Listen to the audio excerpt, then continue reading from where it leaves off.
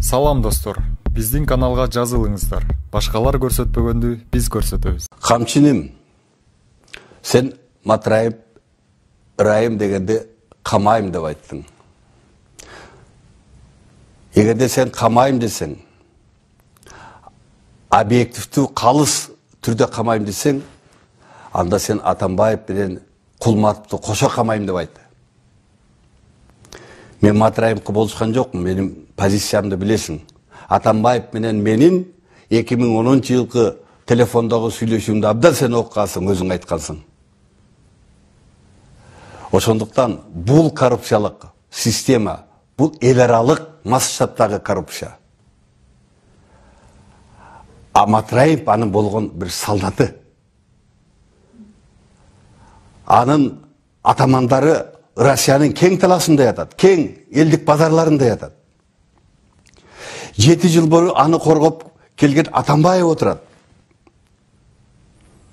10 жылдагы Атамбаев экөөсү сүйлөшкөнүбүздү дагы бир жолу көрүп кой. Мен Атамбаевга ошондо эскертип атам.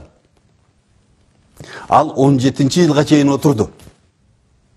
Кулматов 2 жолу таможнянын директору болду. А Матраев болгону анын 4 орун басарынын бирөөсү. Эми үчүн төрага жоопко тартылбайт бажынын. Эми үчүн ошондогу президент ушул коррупцияга жооп бербейт. А бир төраганын бир 4 орун басары бирөө жоопко тартылат.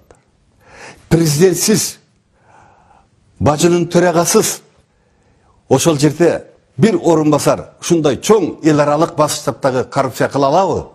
Кыла албайт. Аны сен жакшы билесиң.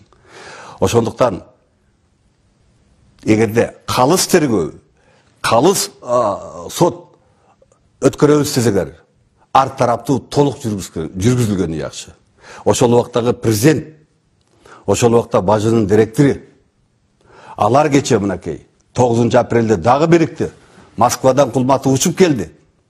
Атамбаевдин жанында площадка чейин жөө басып келди. Куралдуу. Мына өзүңөр туруштук бердиңер. Мына ошолорго чара көргүлө. Мына ошолор дагы жоопко тартылсын. Бирок алдын ала кармалып, тергөө жүргүзүлүп анан камалыш керек. Мен Атамбаевга дагы Жээнбековго айткам.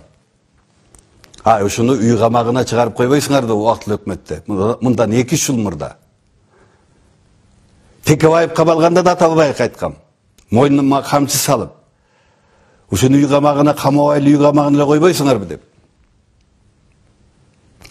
Силер камалганда да айткам ушуну. Ушул балдарды жөн жерден ушул патриот балдарды камап атасыңар деп. Камайм деген сөздү айтпагыла. Кармайбыз, тергөө жүргүзөбүз, чара көрөбүз деп сүйлөгүлө.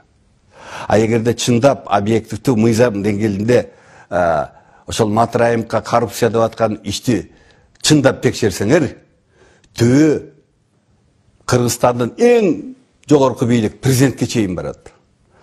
Коңшу өлкөлөрдүн бийлигин айланасында турган чоң-чоң адамдарга барат. Мына ошондой чоң масштабтуу кылмыш иш. Мен суранам, ар тараптуу болгула. Коомдо ким паланчаны камасын деп көбүрөөк кыйкырып койсо, ошону камап, ошол публиканын колундагы органга айланбагыла. Силер мамлекетчил болгула. Силер мыйзамчыл болгула. Колунда фактысы жок каба дегендерге барып түшүндүргүлө. Текшеребиз, иликтейбиз, объективдүү тергөө отурабыз, анан кийин камайбыз деп.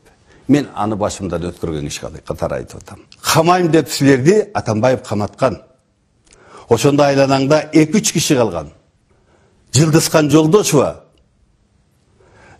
Шарабидин деген адвокат досум. Анан коомдук саясий ишмерлерде мен коргогон барып. Башка досторун качып кеткен.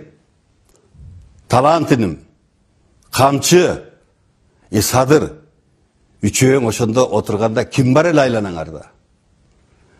Жылдызхан Жолдошева да айтып коён, Шарабидин калбады беле? Бүгүн айланаңды карачы, кимдер отурат? Муну мен айтам. Бийликтин баш айлама оорусу деп. Мына ушул оорудан сак болгула.